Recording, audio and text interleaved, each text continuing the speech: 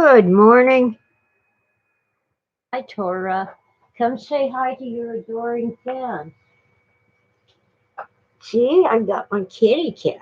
Yes. Good girl. Look at the camera, please. Yes.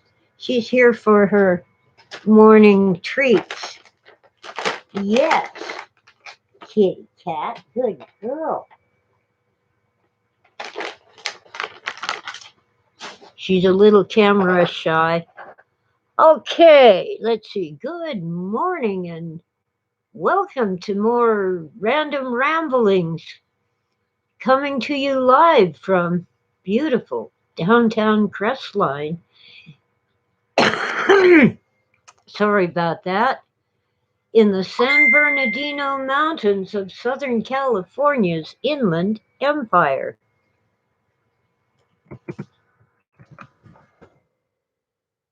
Um, it's Fat Tuesday. You might know it as Mardi Gras. No big parties, no parades, no dancing around the ballroom with 100 strangers. Hi, sweetie. I can't show you, sweetie. She still doesn't allow me to touch her. So it's been nearly 12 years, and she's only scared of me and not terrified. Let's see, Oswald. Okay. I got Dave and Joseph. Um, Never mind.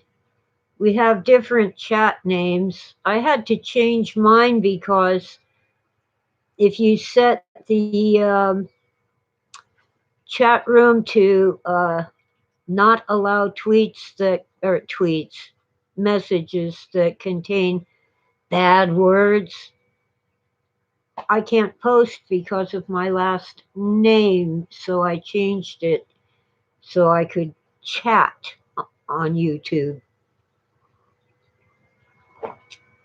Facebook tends to flag my last name as well. When I published a poem in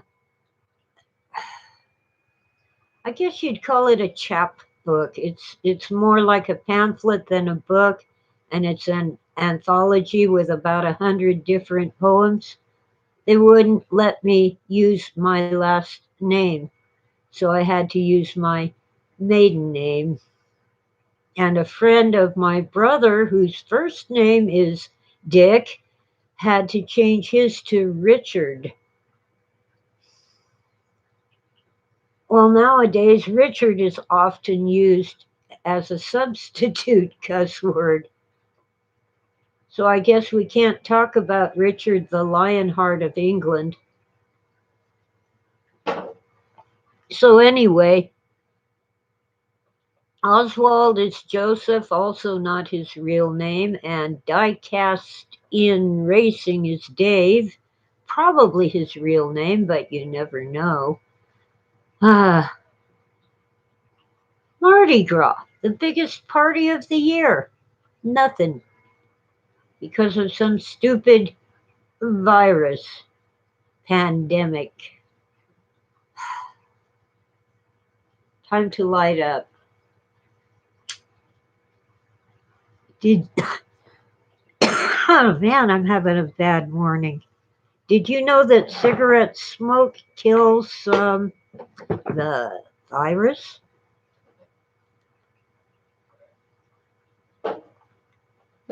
YouTube has gotten a little relaxed about talking about COVID. They'll demonetize your video, but I'm not monetized anyway. They're um, taking away channels to the extent that other social media are, like Twitter and Facebook and uh, Well, that's all I know for sure. But there are other social media that ban people for daring to suggest that the government is telling lies. Gee, you think? Oh boy, yeah, Mardi Gras parties and orgies and stuff. And then they're demonized not for having an orgy, but for spreading the virus. Well, I'm supposed to get a shot on Thursday. I don't need it, but it's going to be required for travel. And the next Philip K. Dick Festival in Fort Morgan, Colorado, is scheduled for August of 2022. And I hope to attend. The only way I can get there is to fly, so I'd better have my papers.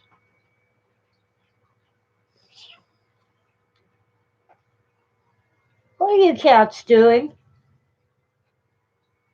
They play fight and they're trying to convince me that I can stop them by giving them treats. Yes, dear.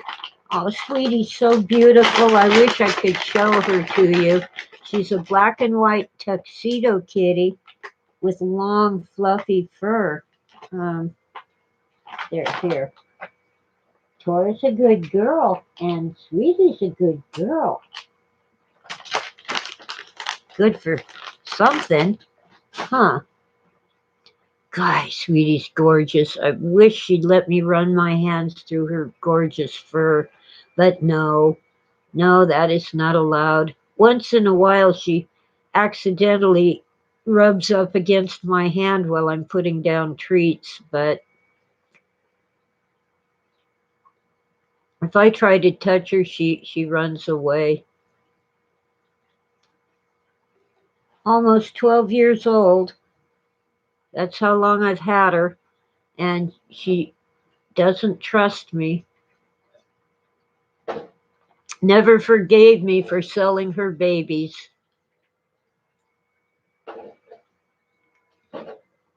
When she was wild and wouldn't come in, I caught her by putting the kittens in a cat carrier cage.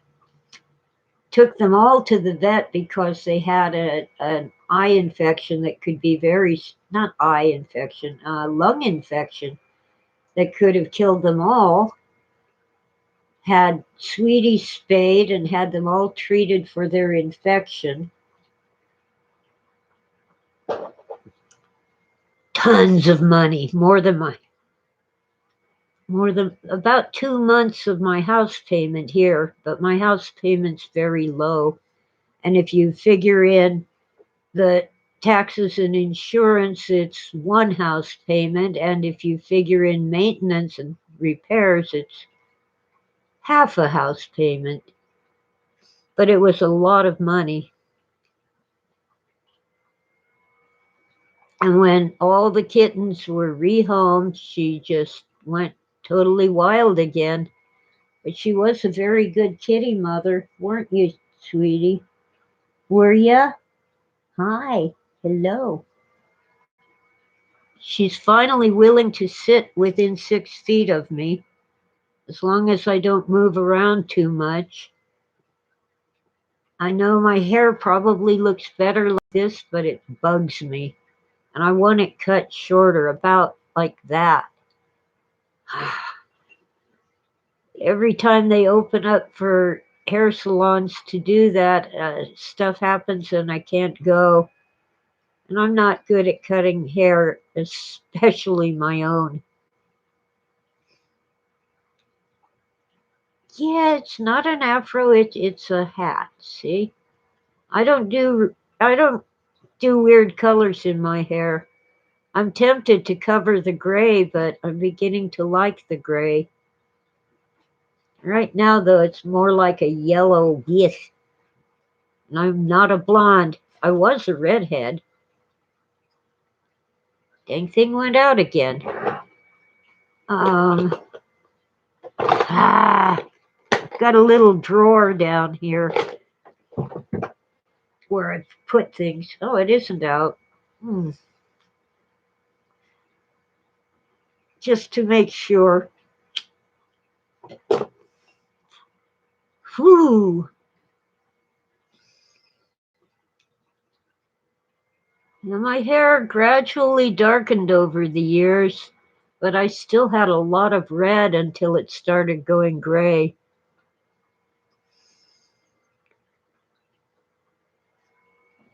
Hmm. The weird thing is, um, Phil, my husband, I had no idea that he was born blonde. He was what you call a towhead. His hair was white. But when I met him, his hair was black with streaks of gray. Weird. Anyway, let's see. Mardi Gras. This is the day when you can finally break your Lenten fast. Of course, nowadays, you just give up something for Lent. You give up one thing. Not so in olden times. As recently as the 1700s, you gave up lots of stuff, and there was a list. And the worst one was you couldn't eat meat. And you'd probably get awfully tired of fish. So people came up with ways to say that certain birds and mammals were actually fish so they could eat them during Lent. You can find that on YouTube or websites dedicated to such things.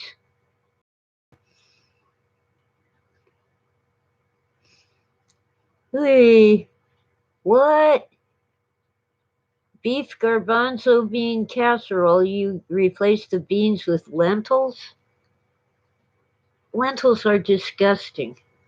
I can't get near them. Try black beans. In, it's the beef you're supposed to give up, Oswald. Black beans and garbanzo beans.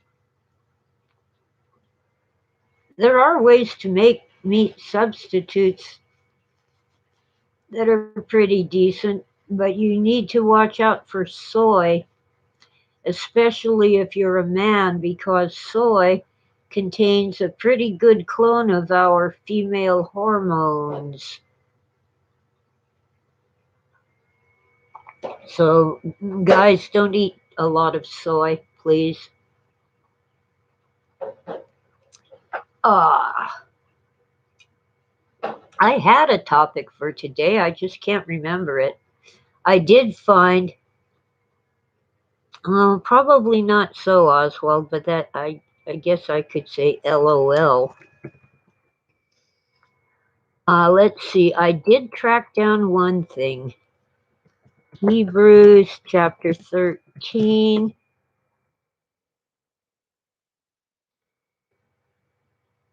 Something that Phil used to quote. I knew it was from the book of Hebrews. So I had to read the whole thing, the whole book of Hebrews to find it. I think it's 13.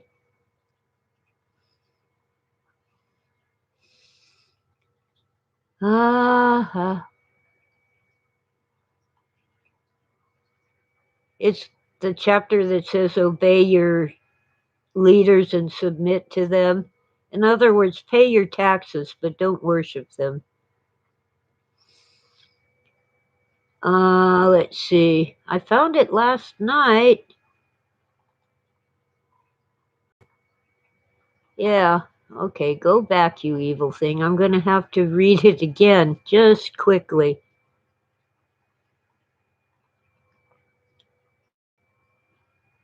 Um,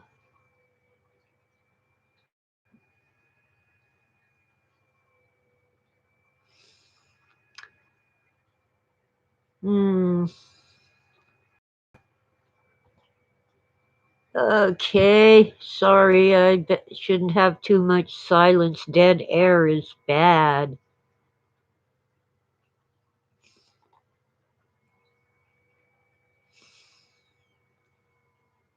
I believe it's the benediction in verse 20. Yeah. Um,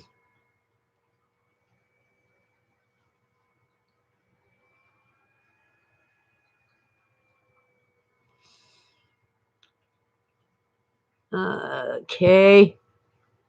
Now may the God of peace, who brought again from the dead our Lord Jesus, the great shepherd of the sheep, by the blood of the eternal covenant, equip you with everything good that you may do his will, working in us that which is pleasing in his sight. Through Jesus Christ, to whom be glory forever and ever. Amen.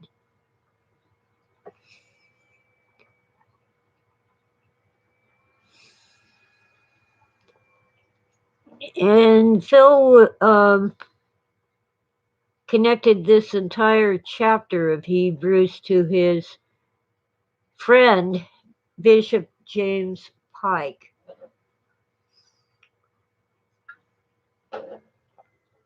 He met Pike through Pike's secretary, Maren Bergred, who was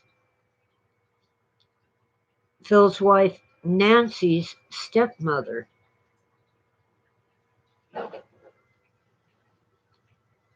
I don't know anything about Nancy's family except that Nancy's grandmother left a pretty sizable trust fund for her.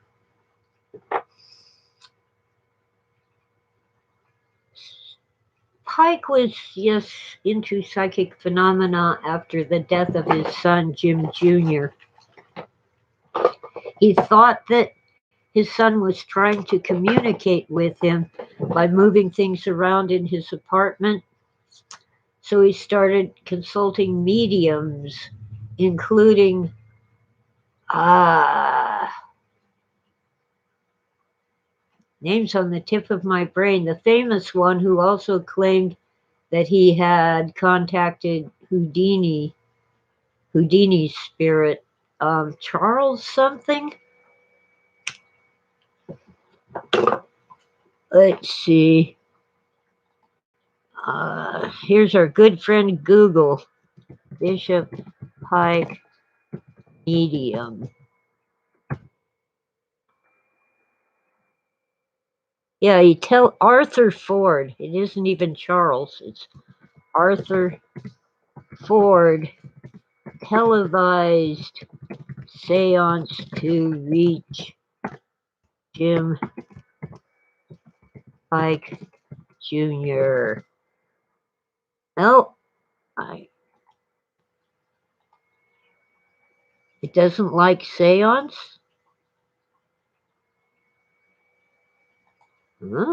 Oh, it wants an accent mark on the E. Okay, now I gotta put in a space. Will you quit doing that to me, you evil computer? Evil. Um, Pike was not impressed with Arthur Ford. A woman medium he had consulted twice before did impress him with knowledge that he Pike didn't think she could get through research. And there is a YouTube video of In Search of, narrated by, oh, come on. What's his name? Mr. Spock. God, I'm really Leonard Nimoy. I'm losing it. I'm losing names left and right. Anyway, it's about Pike, mainly about Pike's own death, but it starts out talking about the death of his son. Well, Pike was not faithful to his wife of 25 years or so. I saw a cattail. Yeah, you guys just be good. Yeah. Uh, okay. Anyway, Pike was not faithful to his wife, and chapter 13 of Hebrews talks about keeping clean the marriage bed. And Pike decided that he didn't believe that Jesus died on the cross and all that followed, like rising from the dead and preaching to his disciples after his resurrection.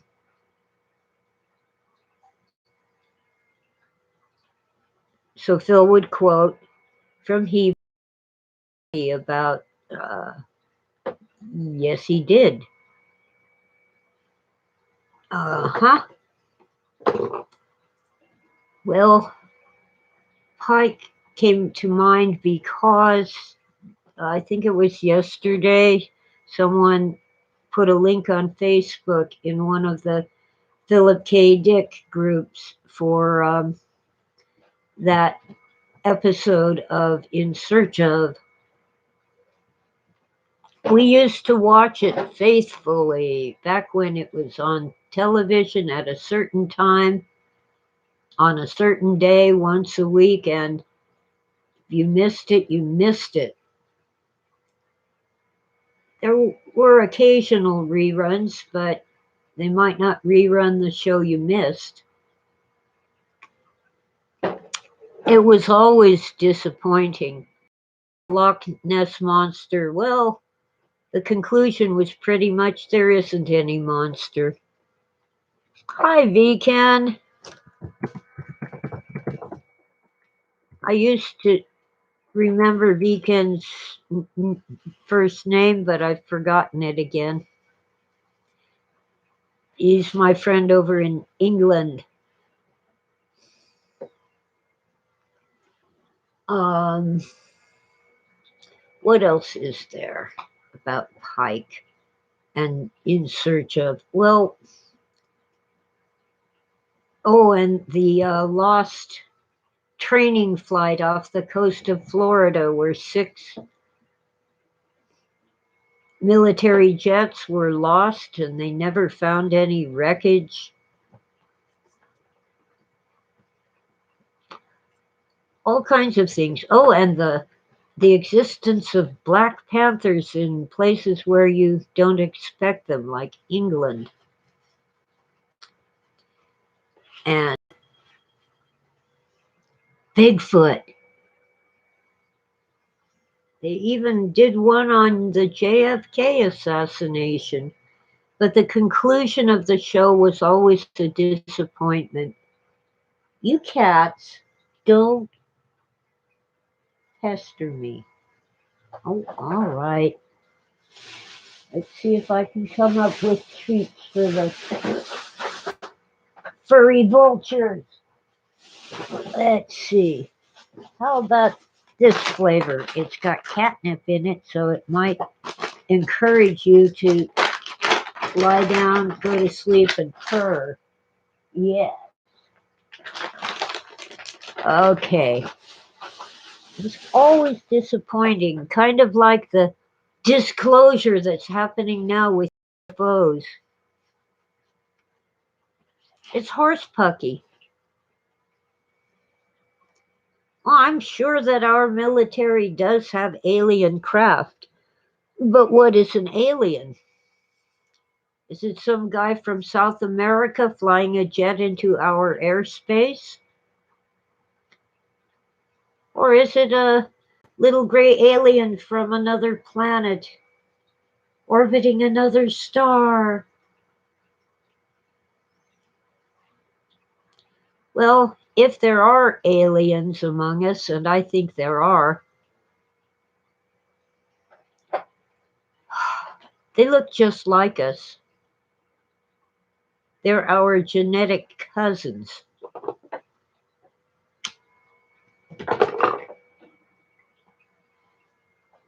And my best theory in regard to that is that their planet blew up. And that's why we have an asteroid belt. Now, the experts, the scientists, claim that there is not enough material in the asteroid belt to account for a planet in that orbit. But they are not counting all the interstellar dust, the comets way out on the fringes of our system.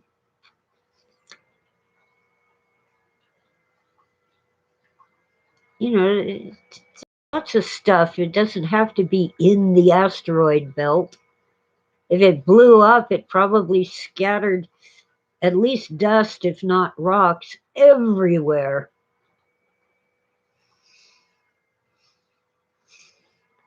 Well, even if our world leaders are human, they're disgusting. All their laws and rules and regulations are for you and me, not for them.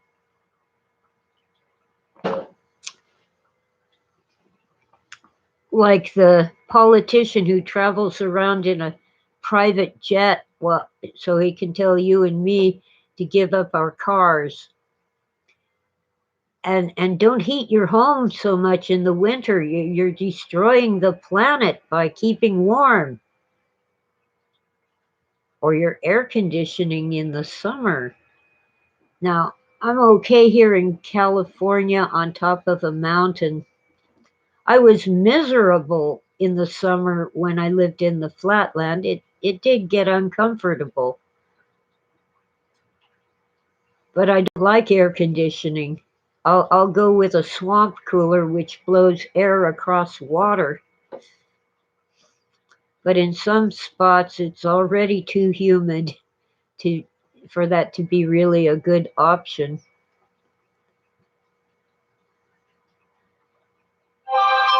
But I don't use it up here. It sometimes gets up to 80 degrees Fahrenheit or a little more, but it rarely gets as high as 90. And 90 is really uncomfortable. Well, you guys, RH negative blood, I've got it. Mom was RH positive, but her mother was RH negative, and she had the rarest blood, AB negative.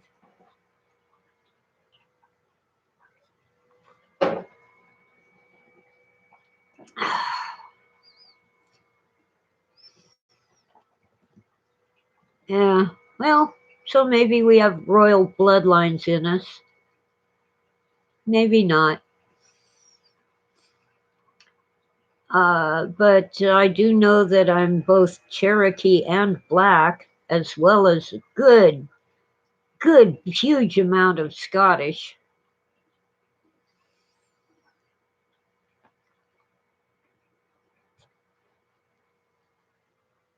Now, I've always maintained that the Scottish royals have the best claim to the throne of England, unlike those Germans who are ruling now. I just I watched a cooking show this morning, but it's called Tasting History. So it pointed out that Catherine the Great of Russia in the 1700s and her husband Peter, who wasn't born Peter, but that was his royal title, Tsar Peter. Well, they were both Germans. there wasn't really a Germany back then. All the little duchies were um, separately ruled and organized. You had like, well, there's Schleswig Holstein, where the Holstein cows come from, which was in contention between the Netherlands and Germany, or that part of Germany, for centuries. You've got Bavaria and Prussia, which was mostly in what is Poland today. You've got all these different, basically in the US, we might call them counties. You know, but Germany wasn't really unified until the Kaiser came along, and Kaiser Wilhelm came along and unified it. He was a Prussian. The Prussians were very much into war. Oh, and then there's the area which is now the France and Germany fought over the wine country for hundreds of years. So you will find people there who speak German, but it's part of France. And I keep forgetting the name of the um, huge valley, but it's the wine country of France. Let's see. Wine region, France.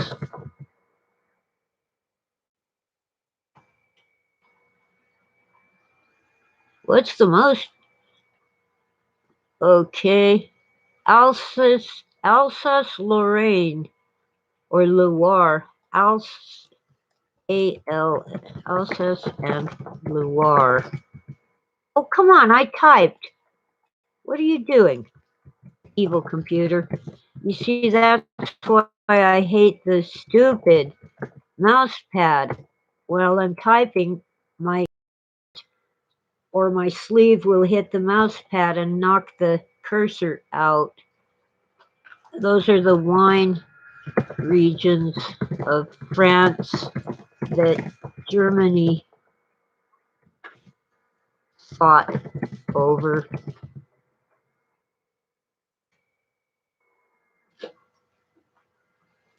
And after World War II, it was pretty much firmly established that those were part of France, not Germany. But Germany still has some wine country and does produce wine. But those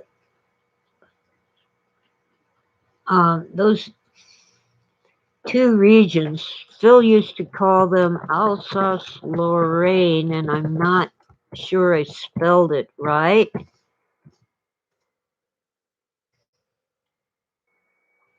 Uh, he used to talk about them quite a bit because Metz, where he gave that famous speech, is in that area. He made the mistake of trying to speak German to a waiter at a restaurant there. His German wasn't very good, and I don't think they want you to place your order in German anyway. Oh, hi, TWB.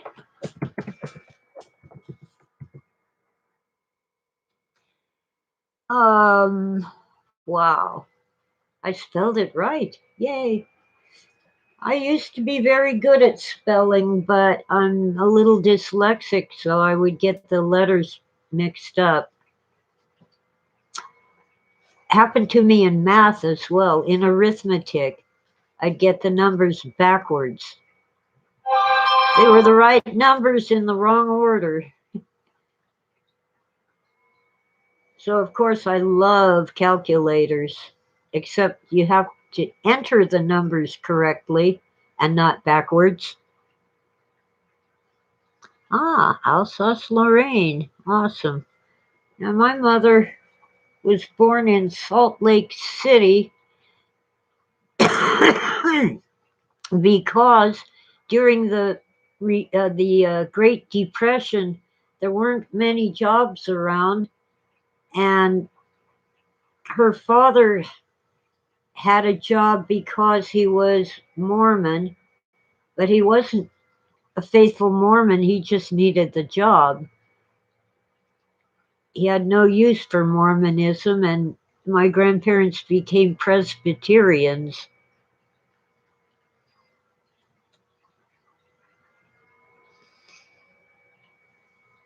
Hi, Howard. Did you? I've got new listeners. Michigan, the state that's shaped like a mitten. Maybe it's that way.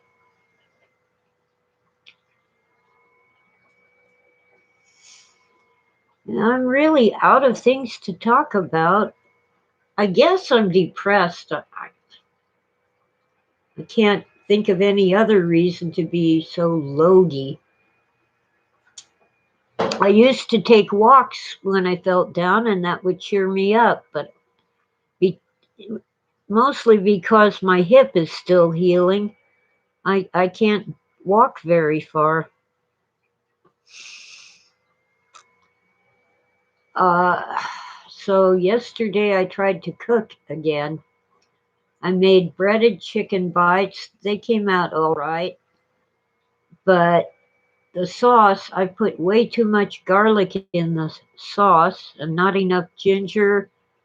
So I took the store bought sweet and sour sauce and mixed a bunch of that into it. The store bought sweet and sour sauces always have too much in the way of hot peppers for me.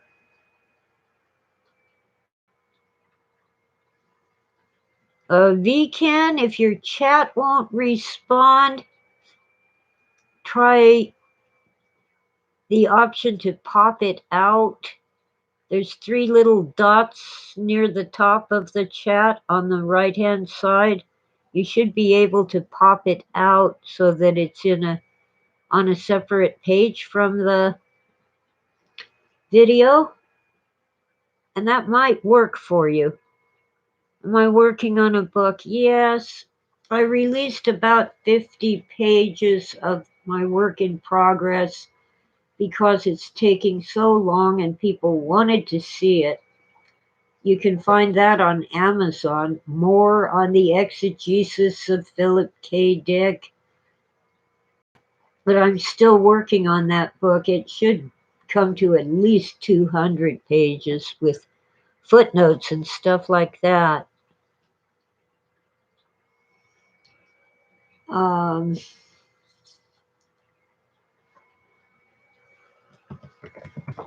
it's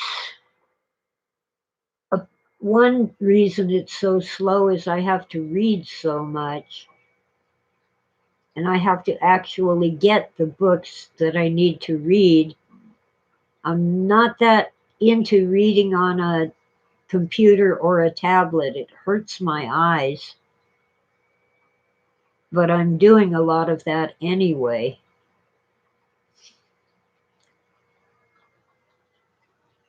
But it's basically trying to unravel the humongous exegesis, which really was just Phil's notes for a book he planned to write, a nonfiction book that probably in his lifetime would have been published as fiction.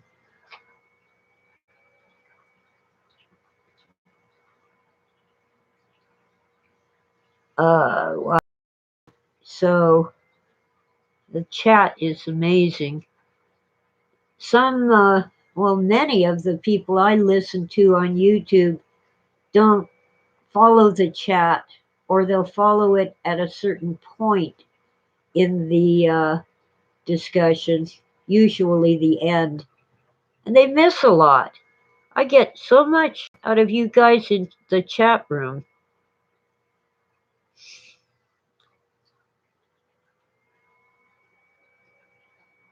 I'm really unhappy with the way my chat room is white letters on a black background. I don't like that.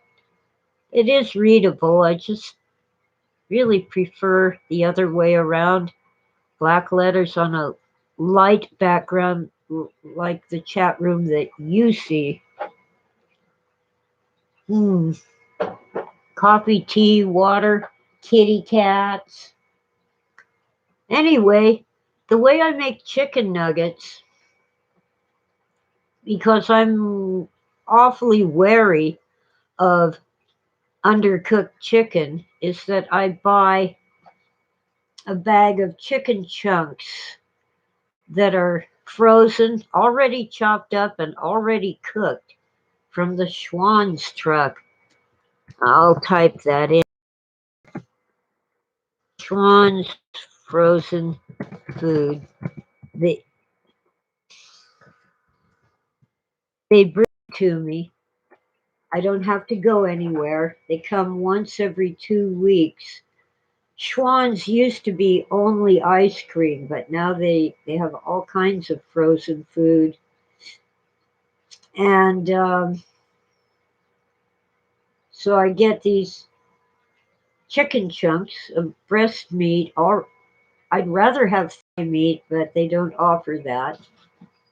It's already chopped up into chunks, it's already cooked, and it's frozen so it keeps forever. And then I make a oh, Tucker Carlson comes from the Schwann's family fortune. Well, anyway, then I make a batter, and I've haunted the halls of YouTube for various recipes, and they vary widely.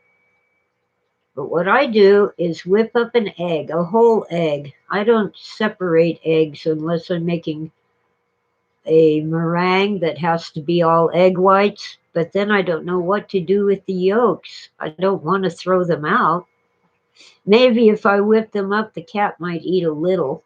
Anyway, I just take a whole egg and whip it up with a whisk until it's thoroughly blended. It does not have to be foamy, just thoroughly mixed up. I used to use a fork before I had a whisk. Anyway, get that done, and I put in half and half flour and cornstarch and mix those in really well. Try to get the lumps out, but you really don't have to. They're going to get cooked, lumps and all, and lumps do add to the texture. But the trick I learned from one and only one YouTube video on making this batter was to add a little bit of baking soda. I don't have measurements for the flour and cornstarch. It's just mix them in until it's kind of like almost a bread dough, but still sticky. And you add a quarter teaspoon of the baking soda. I use a heaping quarter teaspoon, and sometimes I use a half a teaspoon. Hi, Buckeye. So anyway, I've got my one egg, half flour, half cornstarch, added in a spoonful at a time and mixed in till it's thicker than a pancake batter, but not as thick as bread dough. And then either a quarter or a half teaspoon of baking soda so that when you cook it, it puffs up the way biscuits do when you bake them.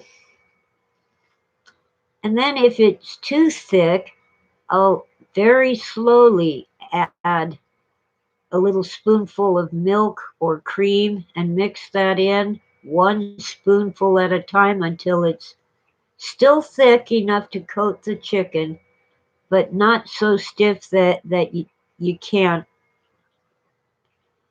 get it to stick to the chicken.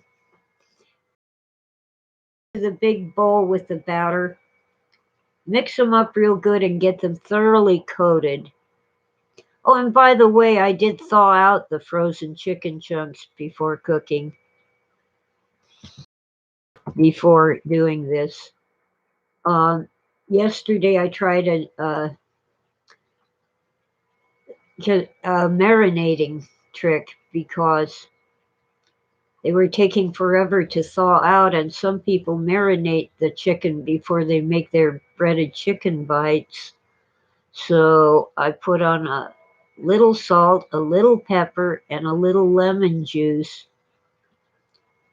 See you, Oswald. Let's see. I'll just say see you. Um, and I don't do deep fat frying, and most of the YouTube videos didn't either. I get a big tall soup pot, put in an inch or two of oil, and get it really hot. Now, if you get your hand wet and spritz some enough, you can also take a little tiny bit of your batter and drop that in. If it immediately fizzes and rises to the top, the oil's hot enough. So then I turn down the heat because I don't want to set my kitchen on fire. So I change it from high to a sort of medium to medium low, and then one at a time. And I use either a large spoon or tongs. I don't want my hand anywhere near the oil.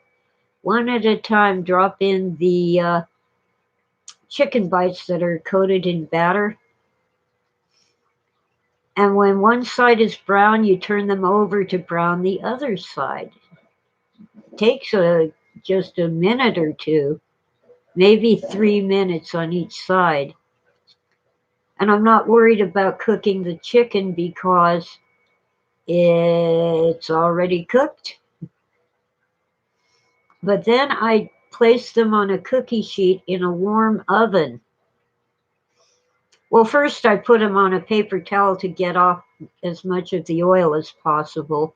Then I put them on a cookie sheet in a warm oven.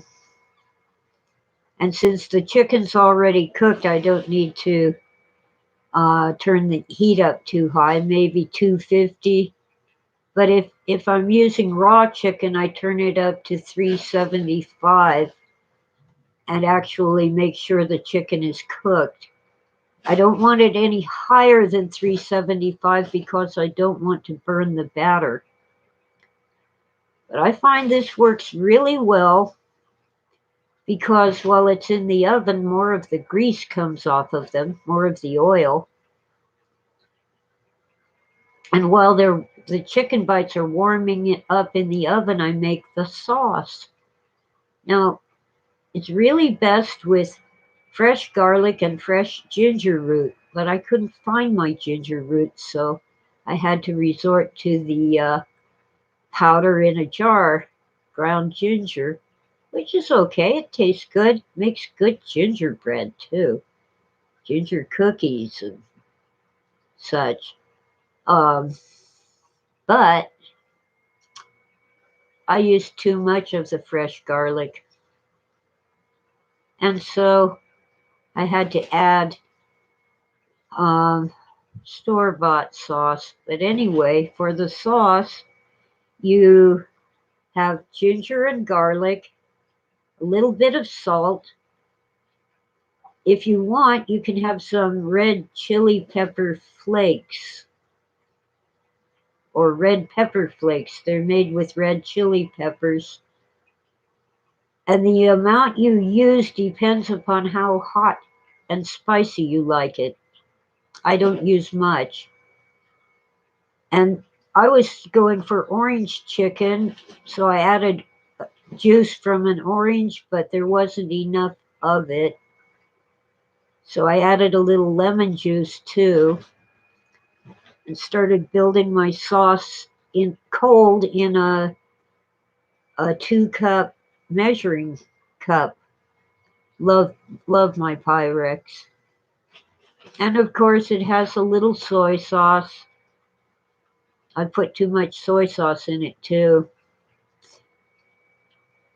So you really got to be careful I had the Kikkoman, the Japanese soy sauce, which is saltier than La Choy, which is Chinese soy sauce. And I added salt, so I messed that up too. And I zested an orange and just put the zest in. That's just the orange part of the peel, not the yellow part. The yellow part is bitter. And let's see. Oh yeah, a little cornstarch to thicken it, and some brown sugar. Probably about a quarter cup of brown sugar.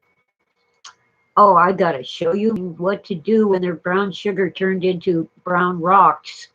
And someone recommended the Sugar Bear, and they're about $10 or less so on Amazon, so I bought one.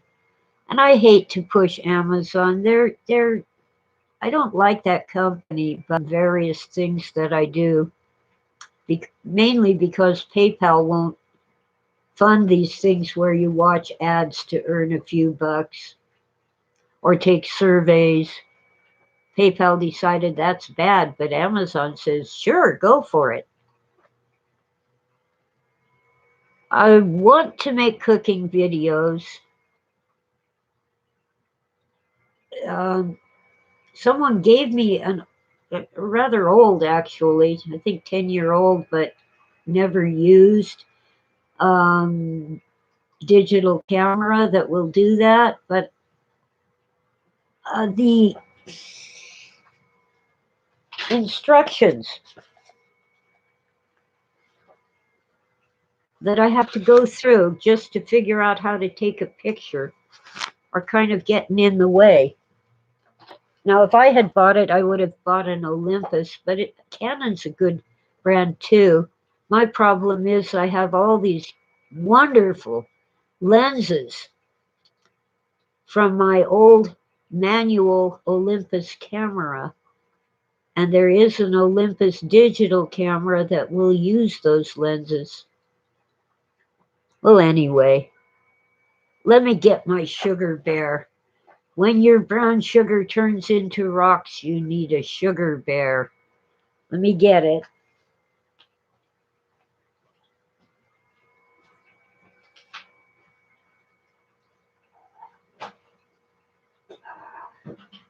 Ah, kitties. What you chewing, Tora? You being a good girl? Yeah. Okay, I keep my brown sugar. I use a lot of it now that I'm baking, and it makes great sauce for ice cream. So I have a Tupperware bowl. Yesterday my brown sugar was all rocks because my Sugar Bear needed to be soaked in water again. It's kind of, I think this light is making that glare. Yeah, that's better.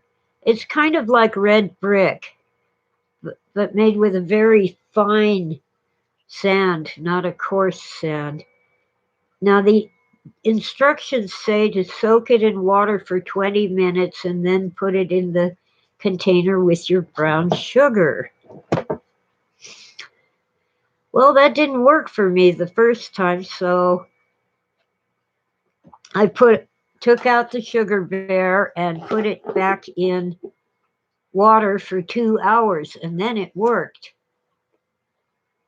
I got my Sugar Bear on Amazon. Anyway, I recommend soaking it in cold water for 2 hours, not 20 minutes. This yesterday was nothing but rocks, big hulking rocks. I'm trying to get it on the camera. It is now sugar again. I'll put my bear back and close it up. What the Sugar Bear does is keep the environment moist. And if your sugar is already rocks, you leave it overnight and your sugar unclumps because it gets just a little moisture. If you tried to put water on your brown sugar, you'd end up with a sloppy mess because it's too much water. My lamp is coming apart. I should repair that. It's an easy fix. Anyway, it's just the light bulb socket and the little cup it sits in, it's loose, so it comes out. I know how to tighten that, but I haven't done it yet. Anyway, I got mine on Amazon. You just type in Sugar Bear in the search box and it comes right up. I'm wondering if just a broken off chunk of a red brick would work. You'd have to clean it really well. You don't want to put germs in your sugar. Let me put this aside. Ah, ah.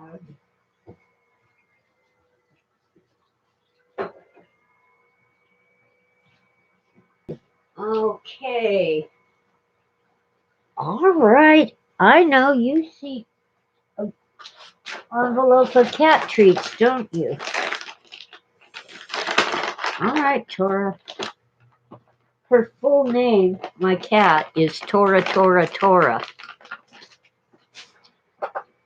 And you should, last night, the critters must have been active out in the yard because Tora was running from window to window and all over the house, tracking something that was outside where she couldn't get to it. Yeah, I think it'll work for any kind of sugar. And I'm going to get another one for an experiment. You know how your marshmallows turn into rocks and they clump together and they're all sticky. And if you pull them apart, your hands get all sticky. Someone said just put some powdered sugar in the bag, but that didn't fix my marshmallows. So I think you have to put some powdered sugar in the bag before they go clumping and sticky and shake it up a little bit. That's my best guess. I'm really learning to cook. I'm not a great cook, but I'm learning to cook some things. Oh, and was it last week? I think I cooked beef liver and it came out pretty good. It was tender and tasty without the time at a diner or a coffee shop because their chefs don't know how to cook it properly. No, I keep hearing cars out front, but they aren't at my house. Well, it's the Gates Foundation that's buying up all the farmland. He's distanced himself from his nefarious plans. Anyway, I got a ride to a different grocery store the other day. Can provide liverwurst or Braunschweiger. They can't get it. Noise that probably means there's a Facebook message. Ah,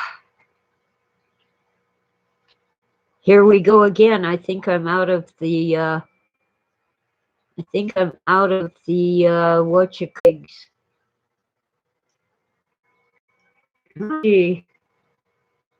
No, YouTube is fussy. Facebook is often worse. I can watch YouTube videos on days when I cannot open Facebook because my internet's too slow to display all their ads. But when I'm live on YouTube or watching something live, YouTube, it's horrid. Not everybody has like 5G, so many gigs, and all that stuff. Some of us are on a budget.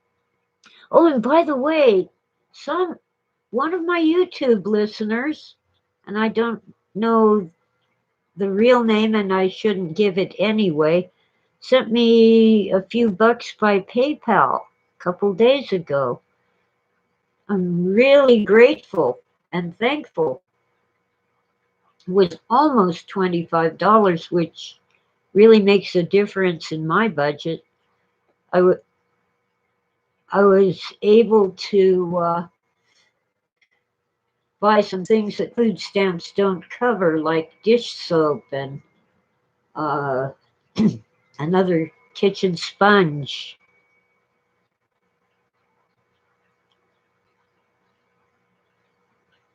It was really helpful. I don't inherit from Phil's estate. His children don't get very much. They all have jobs. You know, Hollywood and the lawyers are making the money.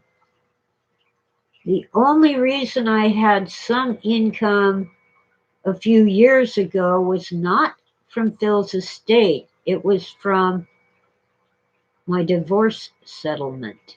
And divorced wives don't inherit. And it really was a contract that we made before I married Phil. And it was simply recognized in the divorce. But that's all gone. It's all done, paid in full. So I'm on Social Security and I get about enough to keep the house almost. So I work for a living. I was selling jam, homemade jam, until I was informed that I didn't have the right permits and it takes hundreds of dollars to get the right permits. I wasn't making hundreds of dollars from my homemade jam. So that's done.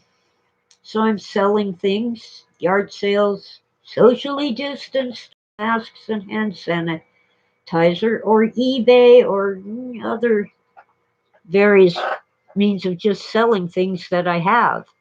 Kind of like yard sales.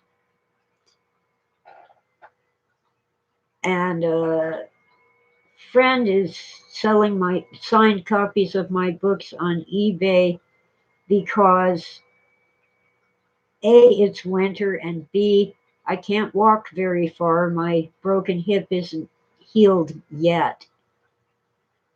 They told me to expect it to take a year, and I was hoping to prove them wrong, but so it's been 6 months and I still can't walk very far. Sometimes I leave the grocery store because, not because I got everything on my list, but because I can't walk around anymore.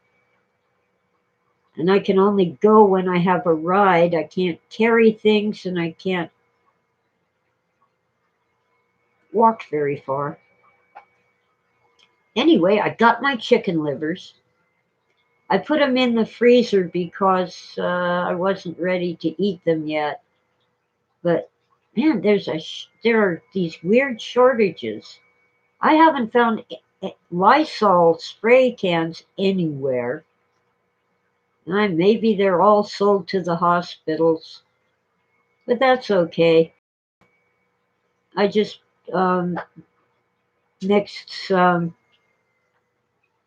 not mixed, put some rubbing alcohol in a spray bottle. And I also use rubbing alcohol to wipe down my electronic devices. Even though other people don't use them, they get my greasy fingerprints all over them. My hat is off, by the way, to the people who invented the sugar bear. It really works.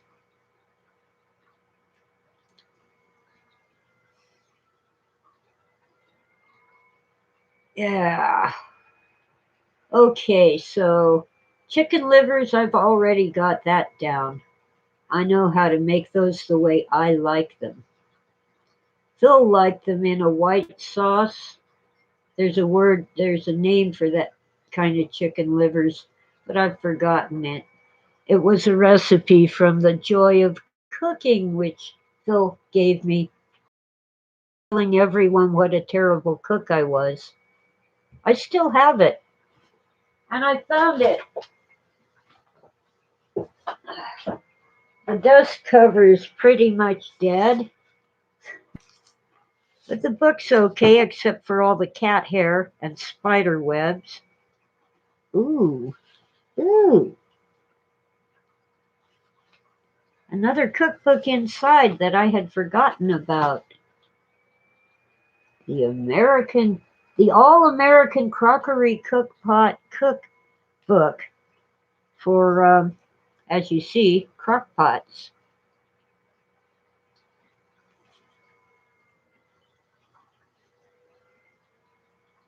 So it can't be old. It has to be 20th century because it requires electricity. Does it have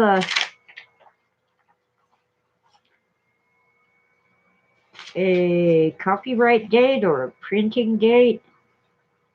It's from New Mexico,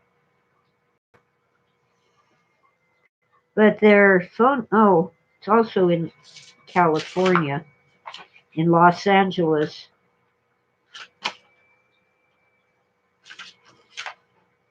I don't see a date on it, but it has recipes for things to make in your crock pot. And I don't remember where I got this. It isn't coming back. I don't see any date on it. Made in America by Americans for all the world. I'm guessing that might be the Reagan presidency in the 80s. Well, anyway, the joy of cooking. Oh, oh, more recipes. Someone must have stuck these in here while I was away. Mrs. Cole's cookies. Yay! I've been trying and trying to make Mrs. Cole's cookies and I couldn't find her recipe. Here it is. Now this is not what I remember.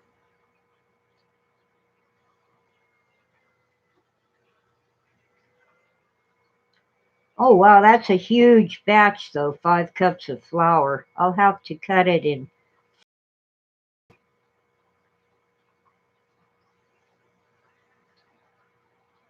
Um, hmm, this is not the original. It's someone who um, copied and rewrote parts of it. What do I think of gizzards? Yeah, if the gizzards are battered and deep fat fried, oh my, they're awesome. But I sometimes just simmer them on the stove with the other things like the neck and the liver and the heart and just simmer them.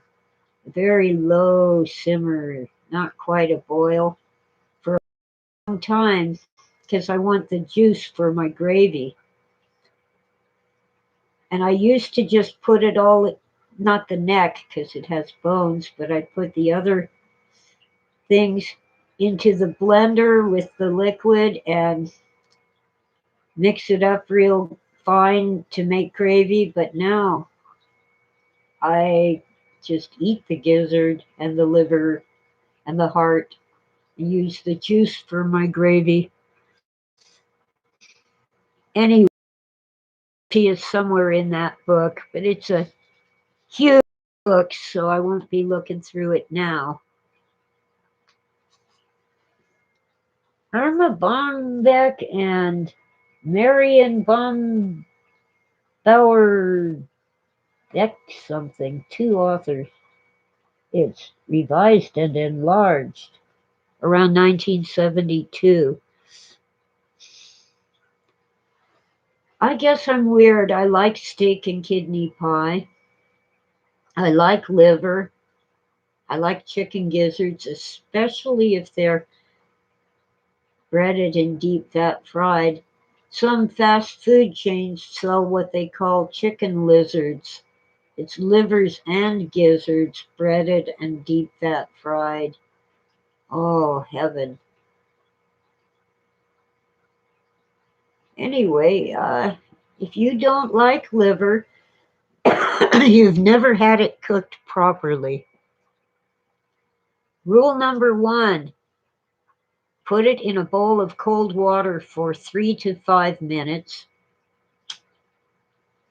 Toss out the water and rinse it to get the bitterness out. Bitterness is from the gallbladder, that green thing. So if there's a green thing in your liver, get rid of it and then wash your liver again to make sure there isn't any of that bitter bile on it. I don't know why a gallbladder holds bile. You'd think it would hold gall, or you'd call it a bile bladder. Anyway, rule number two, fry it on low heat. Oh, you gotta dry it, pat it dry. I use paper towels after you wash it. Fry it in butter on low heat. If your butter burns, your pan's too hot. You just want to put the liver preferably in a non-stick pan, but in any case, you can start with like a tablespoon of oil and then add a tablespoon or two of butter. Get the butter melted and put your liver in the frying pan on low heat. At least 3 minutes. Now, I like mine kind of on the rare side, but most people like it well done. So make it 5 minutes on the first side and 3 minutes or more on the second side. And it will come out tasty and tender. What the fry chefs are doing is just grabbing the liver and tossing it on the grill. Oh, and you do want some onions with it. You want to caramelize some onions. It went out. Now, my brother does not like onions, but I'm betting that if he had them cooked properly, he would like them. Mom just chopped up the onion and tossed it in the pot with the sauce and boiled it, while the sauce was boiling. She never browned it or caramelized it first. Makes a difference. Onion is sweet and the texture is quite different when it's in a little oil on low to medium heat, just cooked until it is translucent. You can kind of see through it. You can go a little farther and let it get a little bit golden, but don't let it get brown or black. That's burned. Although I kind of like it that way. Most people. Oh, yeah, mashed potatoes. I bought a 10-pound sack of potatoes because I love potatoes and I'm on a binge right now.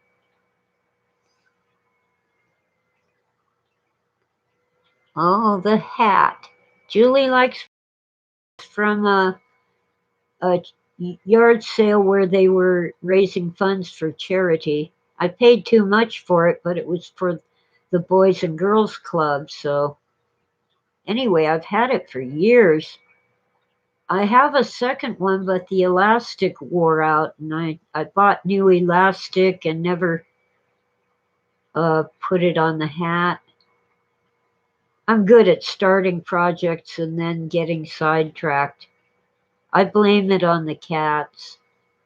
Anyway, I've been on for well over an hour. I'm not going to hang up yet, but I am going to recycle some coffee. So hang on and I'll be back in a flash.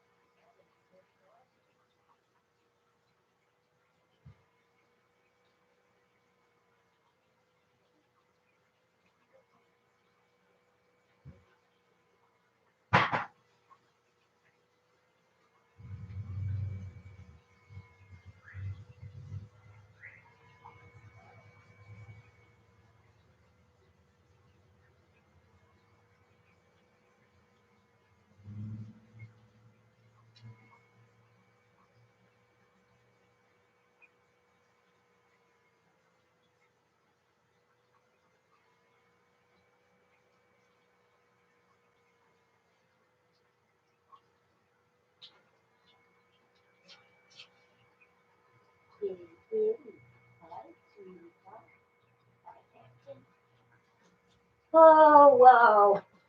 I'm almost back. I'm back. Okay, liver is good for you, by the way. But if you don't like it, you don't like it. As I keep telling people when they leave food, I'm the mommy now and I don't have to eat it if I don't want to.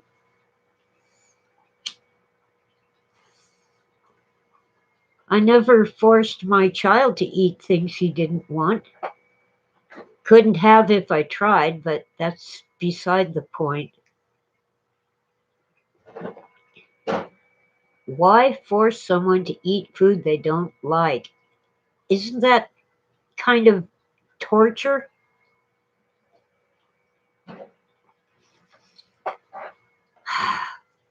I always made sure there was fruit and cheese and crackers and any kind of snacks he wanted. I even sometimes, occasionally, had Twinkies or Ding Dongs available that he could go to the kitchen and get what he wanted when he wanted. But I'll never forget two incidents. One was I made bean with bacon soup out of a can and ladled it into two bowls, and we sat down to eat. And my son said, I don't like that. 5 minutes later, he said, Can I have some more? You see, he'd never seen it before, so he thought he wouldn't like it because he'd never eaten it. But I just ignored him. And he tried it and he liked it. Same thing when mom made meatloaf, and his comment was correct. You put too much onion in it. But 5 minutes later, can I have some more? Now, I don't put that much onion in my meatloaf. It's a cheap way to extend the meal to feed more people, but I live alone, and even with Christopher, that was just two people. You don't need to extend the meat with cheap fillers. And by the way, what I prefer, some people make their oatmeal with breadcrumbs. I have made it with oatmeal, but I get the old fashioned kind that cooks for 5 minutes, not 1 minute. But my favorite filler for meatloaf is Rice Krispies. Of course, I buy the store brand or the generic, but it's crisped rice cereal.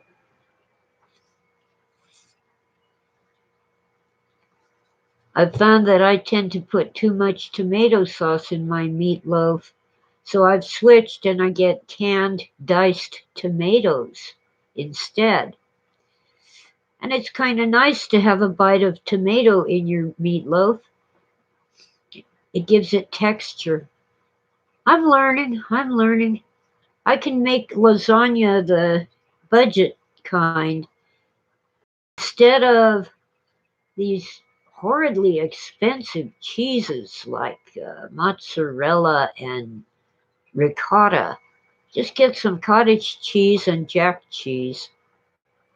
Before the top, I really recommend getting real good Parmesan and not the kind that comes in a green shaker. That'll do, but there's a world of difference. Get a little Parmesan and a little Romano and sprinkle those on top. You know, I know you gotta splurge, you have to spend a little money, but oh, wow. English cod and chips, yeah. I don't, the first time I had it was cod. Nowadays they usually use some cheaper fish that isn't cod. Anyway, I had salt and vinegar on it, but now I prefer, it's not really tartar sauce when I make it. I just get some mayonnaise and some pickle relish and mix them up together. But tartar sauce will do if I'm eating out, you know. I mean, I can't expect them to make my home recipe. But I kind of prefer that, even though I'm not wild about the dill that is in tartar sauce. I kind of like it better than the vinegar. But if it's a sit down restaurant, which we can't really do right now, even though they can serve outside, it's winter. It's cold. So anyway, I'll do a little of both. I'll do one fish fillet with the vinegar and the other one with salt and tartar sauce. But now that I have 10 pounds of potatoes, I can make the chips myself.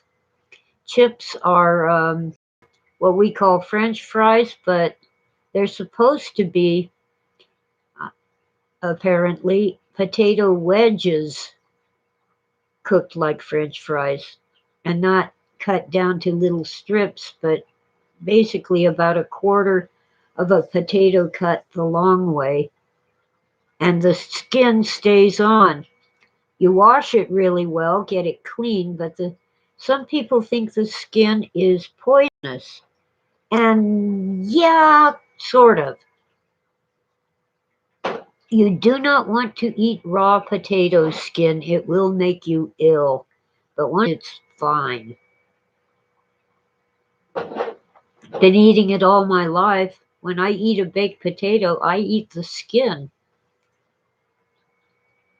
When I make mashed potatoes, I leave some of the skin in them. Well, green means your potato was exposed to too much light, and you probably want to cut out any green spots. But once it's cooked, it isn't going to hurt you. It just might. It looks funny. Let's see. Um, green spots. Good friend Google on potato skin. You want to keep your potatoes in the dark. The green tinge means that the potatoes have been exposed to light or very cold or warm temperatures. Turns them green. Some potatoes will turn almost entirely green. Solanine has a bitter taste and is an irritant to the digestive system that can cause paralysis in large quantities. Small green spots and sprouts or eyes should be completely trimmed off. However, if it's more than small spots, throw the potato out. They will have a bitter taste. Do not eat them. There's a reason why most of us don't like bitter things. Bitter usually means toxic. Yeah, well, what I do when the potato has turned green, I plant it out in the garden. It'll make more potatoes as long as the soil is loose enough for them to grow. Let me fill my water. Oh, Porter, gentleman caller is here.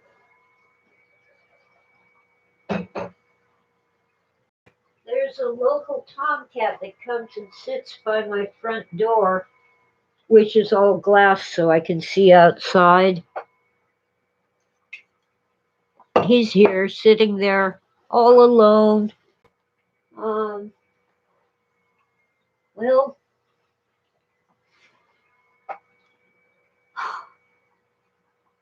sometimes I give him food, but he obviously lives somewhere, so I don't overdo it.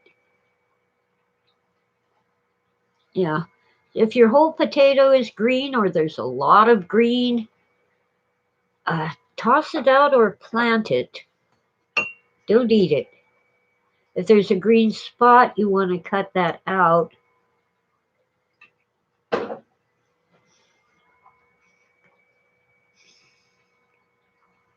Yeah, well, Tim, the green shaker cheese has to have sometimes sawdust, sometimes cornstarch, sometimes both, or it'll clump up and never come out of the shaker.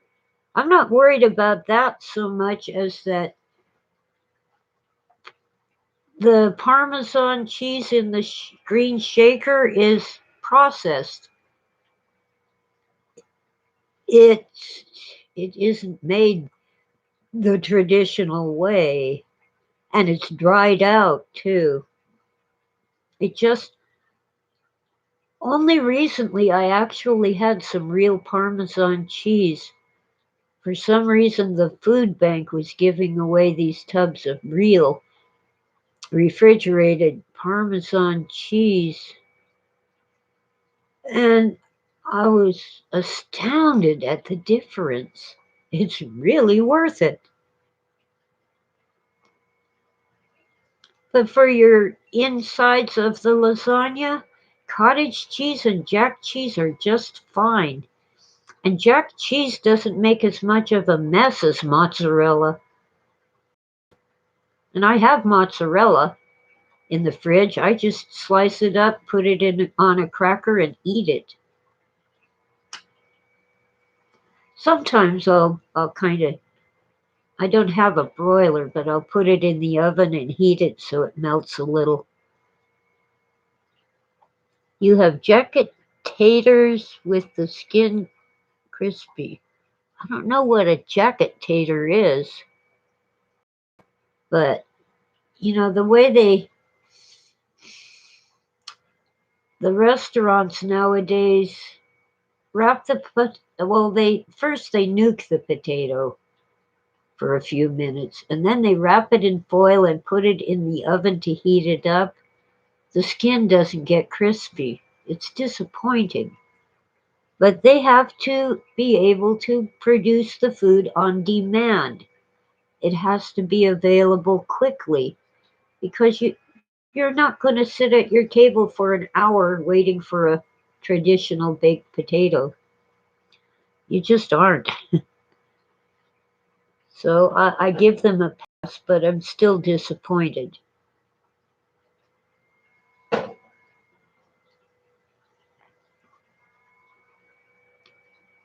I just take a skewer like you use for shish kebab and put it through the potato the long way. And of course, take a fork and make little holes in the skin so my potato won't explode. It'll let the moisture out, it lets the water out so you get your nice fluffy potato inside.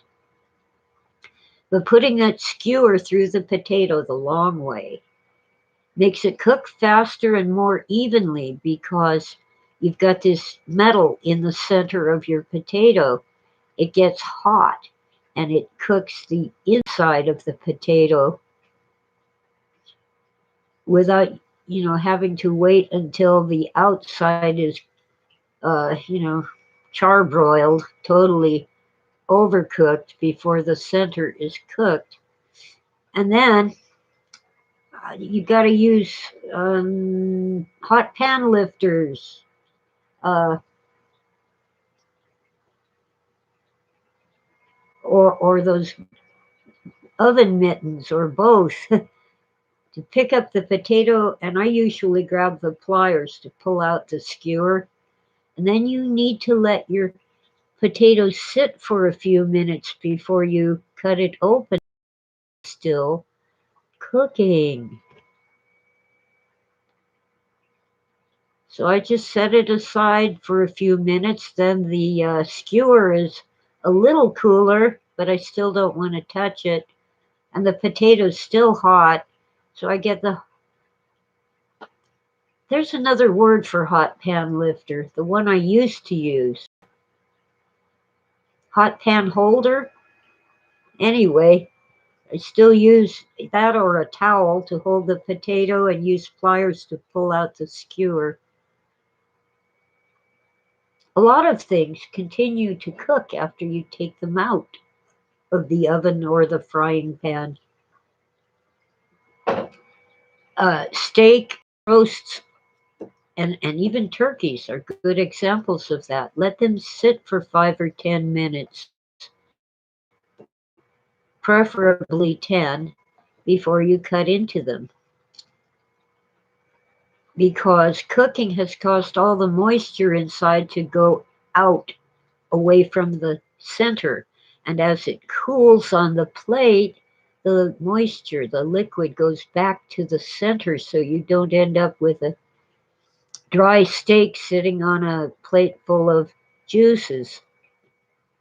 Now, you'll have some juices coming out, but the steak won't be so darn dry in the center.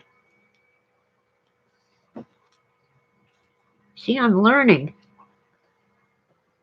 I've been learning from YouTube cooking videos. And frankly, it helps my brain to recover from reading all these pages in the exegesis, including the ones on the internet that handwritten pages that are being deciphered by fans, readers, and followers because the editors of the exegesis didn't do that. They used very little of the handwritten material and simply used the typed letters that Phil wrote to people about his exegesis.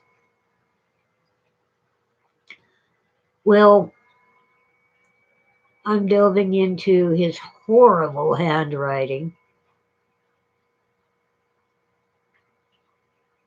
and getting somewhere, but it's time consuming and my brain starts rebelling against it. So I go on YouTube and watch a cooking video. I need to gain weight, and the best way to do that is to become a better cook. I guess I'm about done for the day. It's been over an hour and a half. But yeah, don't eat the green potatoes. If you want, you can get either a large planter made for planting large things, or take a 5-gallon bucket and drill holes in the bottom. You want the water to be able to escape so you don't have rot in your potatoes. You put in some dirt, a few inches of dirt, toss the potato in, and then cover it with dirt. And every time the potato makes some stems with leaves, put in more dirt until you reach close to the top, but leave some room for water to pool up on top.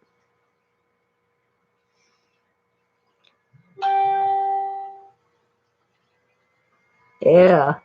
Now, they recommend you get a brand new food grade bucket. Buckets that are made for paint have BPA. Buckets that are made for food do not. I don't know that that really makes a difference in the quality of your food, but why take a chance?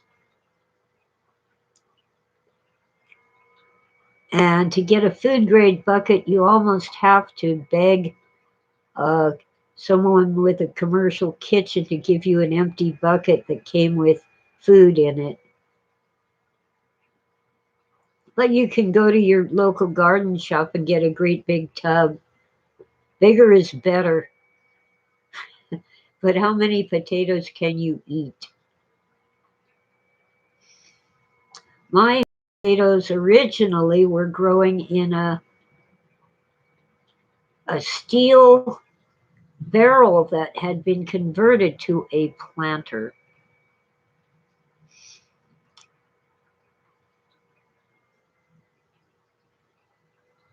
And they did well, but I rotate my crops. I don't plant the same thing in the same place every year. It's good for your soil to have different things planted in it that use different nutrients and add other nutrients. Oh, you want your chicken bites, Vegan? Well, there's lots of YouTube videos. You can look up orange sweet and sour chicken. I didn't have enough orange juice for mine, but you don't have to have orange juice. You can add water or lemon juice or cherry juice.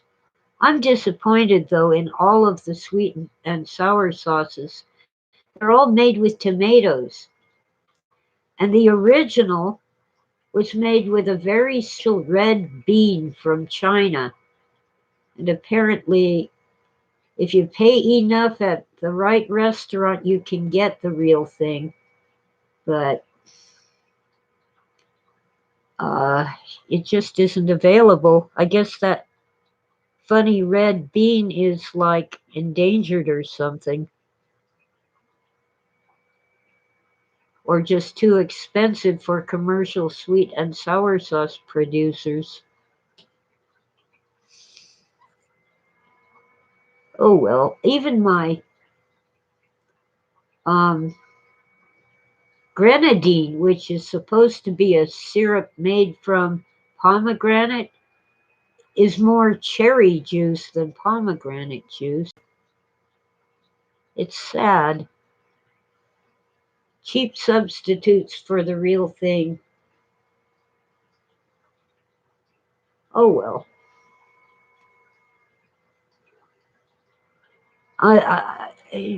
From what I know of pomegranates, it must be incredibly difficult to get juice out of them. But you can get pomegranate juice in the health food section or the organic section of your supermarket. I kind of like it, but it isn't very sweet. Cherry juice is incredibly sweet. Well, anyway, I am just rambling now. I'm really rambling. So let's get out into the world and do something. Plant your green potato. Plant any potato, preferably if it started to sprout these little stems. That means it's ready to grow more potatoes for you.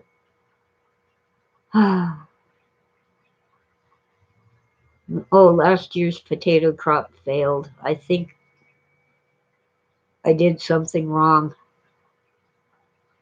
But I'll wait on that pot. I'll give it another year and see if it recovers. Or maybe I'll dig out the pot and put it in a different container. Anyway, I got my 10-pound sack of potatoes, and there will be some to plant for sure.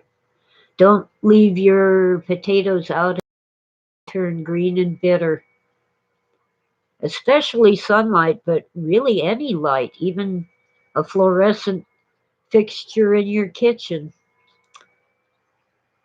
So keep your potatoes in the dark the way the government keeps us. Yeah, there are UFOs. There are things in the sky, and we don't know what they are. But I am not betting on flying saucers, little green men, or little gray men. But something is up there, and we don't know what it is. So, with that thought in mind, stay awake, stay vigilant, and have a wonderful day. Let's see, I've got to.